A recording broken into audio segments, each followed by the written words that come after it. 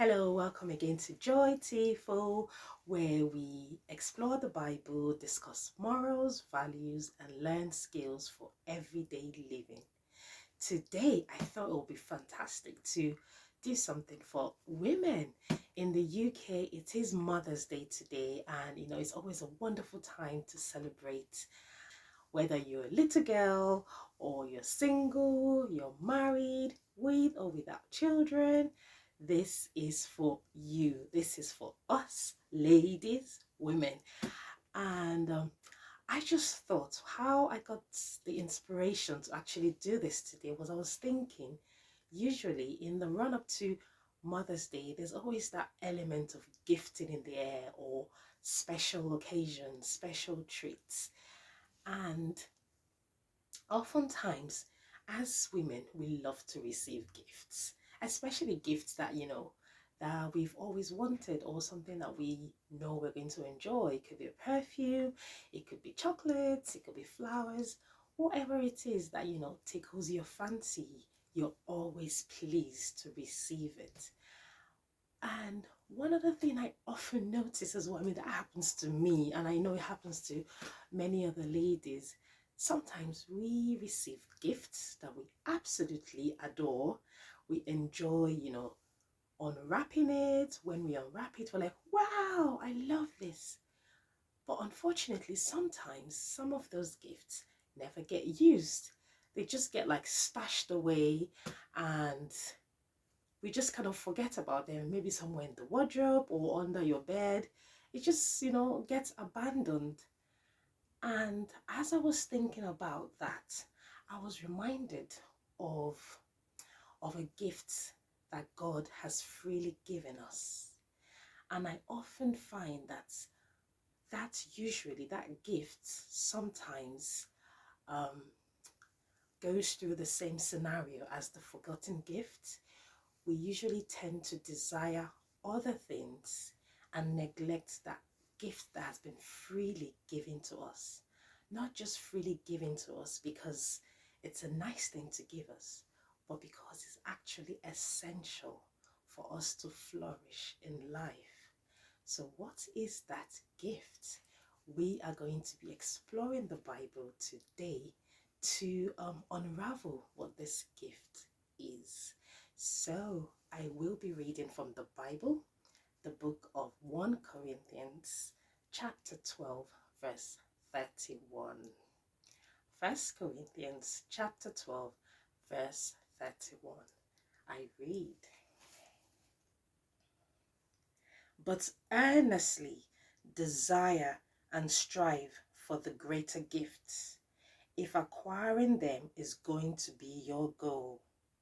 And yet I will show you a still more excellent way, one of the choicest graces and the highest of them all, love. Love, yes, that gift that we have been freely given is the gift of love. God has freely given us that gift, and in that gift lies every other thing that we really need in our journey in life. But oftentimes it gets neglected, often gets, bucked up with the busyness of life, and we don't desire that gift. And it's very important because when I speak about love, we are going to be talking about it a bit more detail. But typically, when people hear the word love, the first thing that comes to their mind is, the butterfly in the belly feeling, that tingly feeling, that lovey-dovey thing. But love is very empowering. With love, we we have everything that we need rooted in love. So it is my prayer that this Mother's Day, you will rekindle the desire, you will earnestly seek the gift of love. Further on, we are going to be reading 2 Corinthians again, chapter 13 this time, verse 1 to 3. I beg your pardon, 1 Corinthians getting ahead of myself there. So First Corinthians chapter 13, verse 1 to 3, where Paul tells us about how love is actually crucial.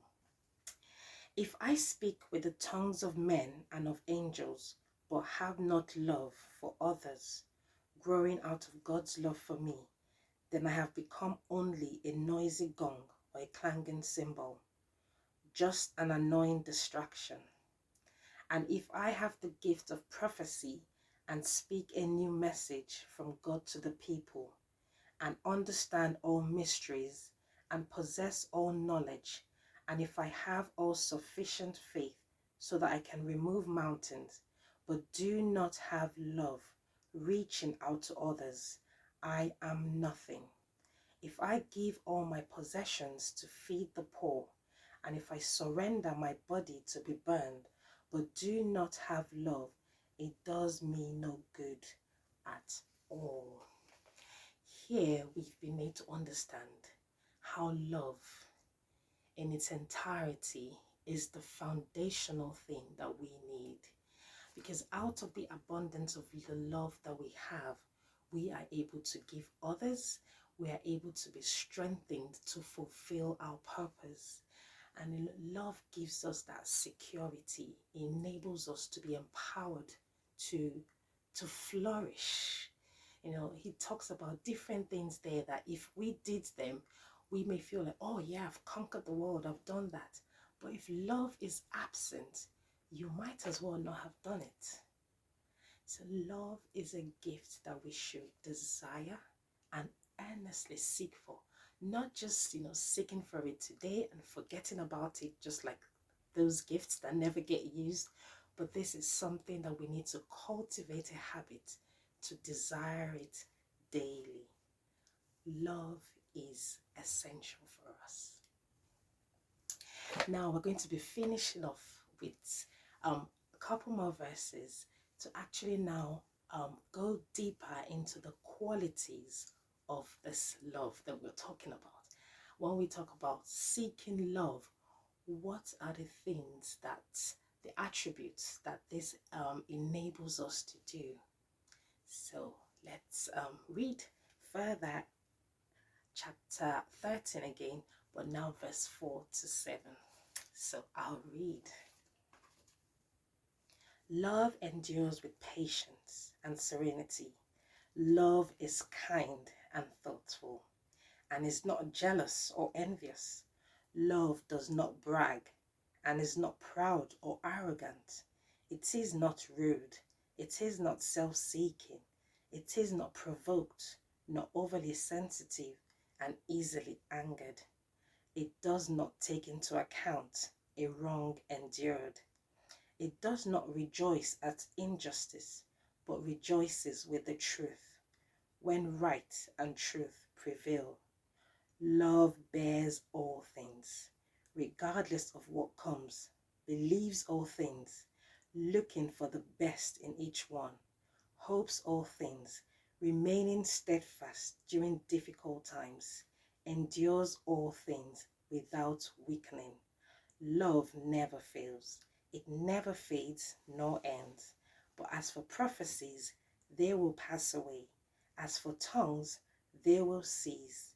As for the gift of special knowledge, it will pass away. But love never fails.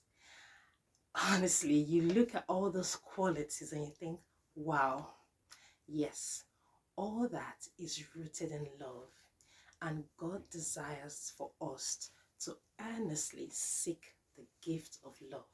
It is my prayer today that as you earnestly seek and desire the gift of love, that God will endow you with the grace, the peace, the joy, and the strength that you need to walk in love and flourish in every other thing that you do. Thank you so much for listening to me today. It's actually a blessing to be able to spend this time with you, and I hope you have been blessed. If you have enjoyed this, please consider, clicking the like button. It does encourage me. And also, please share with your other friends if that you believe this will bless. Thank you again, and I'll see you next time. Goodbye.